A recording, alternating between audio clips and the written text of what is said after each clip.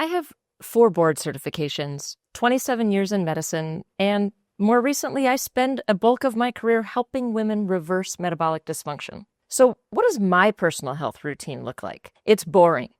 Embarrassingly boring. No ice baths, no complicated meal prep, no 5 a.m. rituals, just 7 simple habits I repeat consistently. These same boring habits produce the most dramatic results in the women that I work with. Not because they're exciting, but because they are sustainable. And sustainability is the thing that compounds. In the next 12 minutes, I'm going to walk you through exactly what I do every day to protect my metabolic health at age 46. No filters, just the real, repeatable habits that keep my blood sugar stable, my energy steady, and my brain sharp. 7 habits you can start today. You've likely seen longevity influencers with elaborate routines, supplement towers, and cold plunges. And you've thought, if that's what it takes, I can't do this. So you do nothing. Or you try something extreme and burn out. Meanwhile, the basics that actually move the needle sit ignored because nobody made them sound important enough. The basics are not just important. They are everything. I'm Dr. Tessa Dam. I'm 46 years old. I have 4 board certifications. I still work ICU shifts. And I practice exactly what I preach. What I'm about to share, it's not theory. It's my actual daily routine. 7 habits, the 20% that produces 80% of the results. Simple, backed by science, and things that I do every single day. I eat protein first at every meal. At every meal, protein comes first. Before vegetables, before carbohydrates, before anything else. I aim for at least a palm-sized serving of animal-based protein, prioritizing the highest quality sources: eggs, beef, fish, chicken, full-fat dairy. Protein triggers satiety hormones that shut off hunger naturally. It produces the lowest insulin response of any macronutrient, and it provides the amino acids your body needs to maintain lean muscle, which is where most of your insulin receptors live. When I eat protein first, I naturally eat less of everything else. My blood sugar stays stable, energy holds, my body stays in a state where it can burn stored fat instead of being locked in storage mode. This is not a diet trick. It's hormonal sequencing.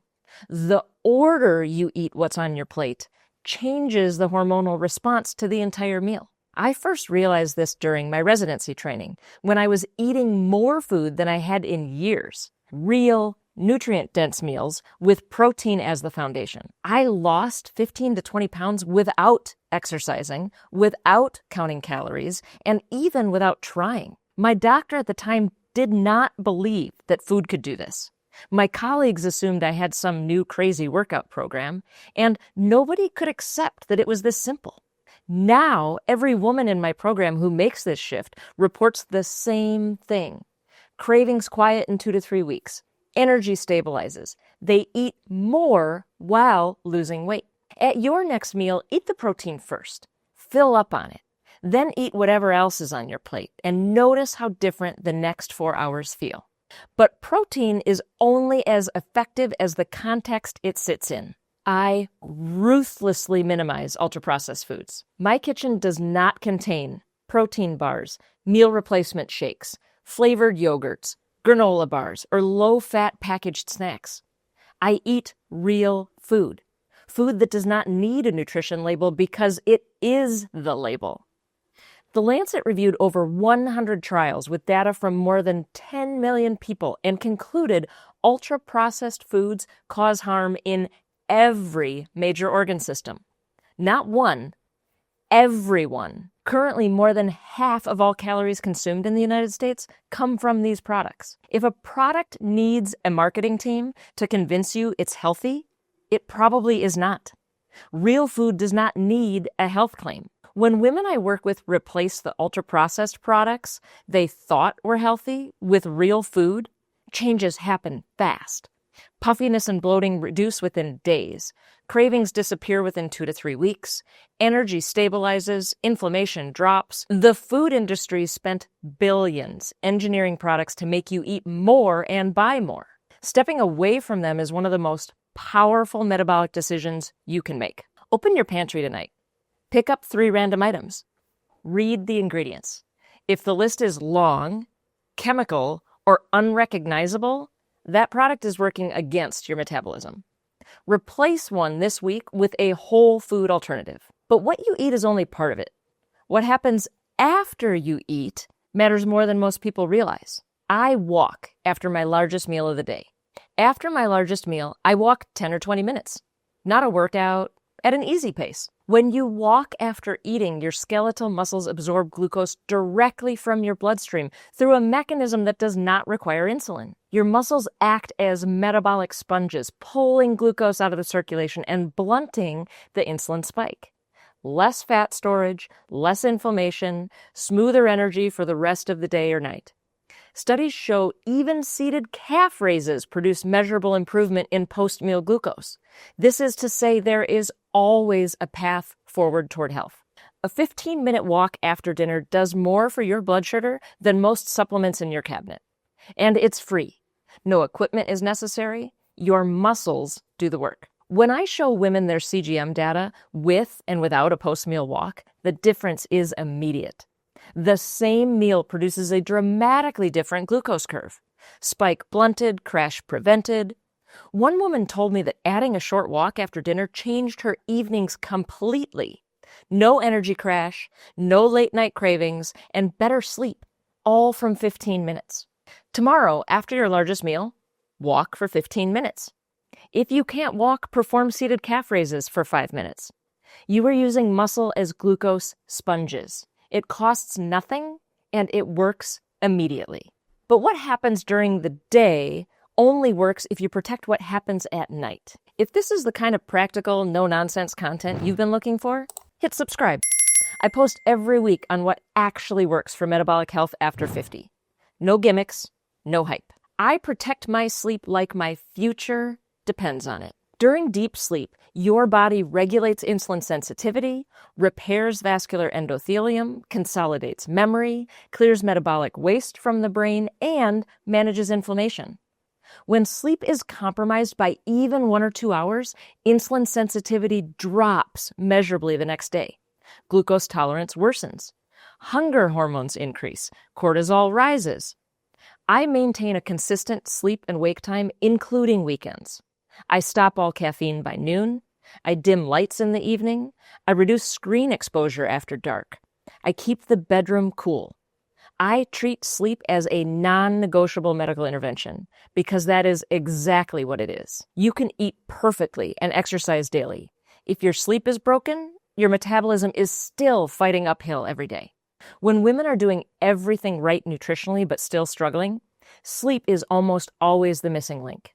That 3 a.m. waking many women experience is often a glucose crash. Blood sugar drops in the early morning, cortisol spikes to compensate, and they are suddenly wide awake. It's not insomnia, it's metabolic dysfunction disrupting circadian biology. When we stabilize nutrition and anchor sleep timing, the waking resolves.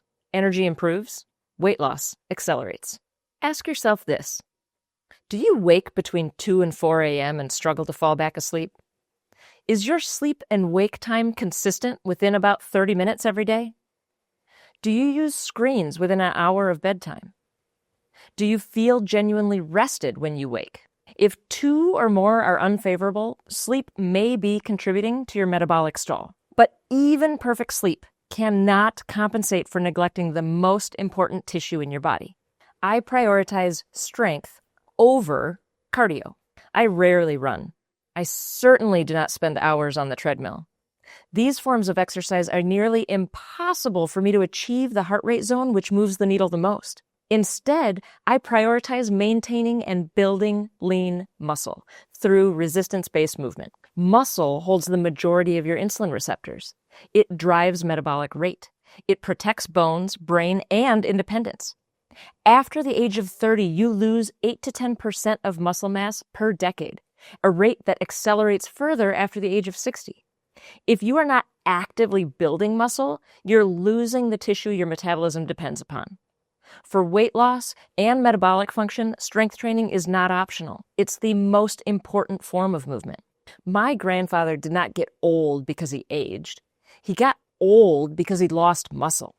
That distinction changes how you think about every workout for the rest of your life. I think about my Grandpa Dam often, about how seemingly suddenly his trousers sagged, his frame seemed smaller, his physical presence felt diminished. I was seeing muscle loss in real time. Frailty. I now know this is not inevitable. Women who incorporate even basic resistance training alongside nutritional changes see dramatically better results in body composition, energy, joint stability, and metabolic function. And even though we lose muscle mass as we age, we can build muscle just as effectively as when we were in our 20s. So what are some of the things you can stop and start doing today? You can stop defaulting to cardio as your primary exercise.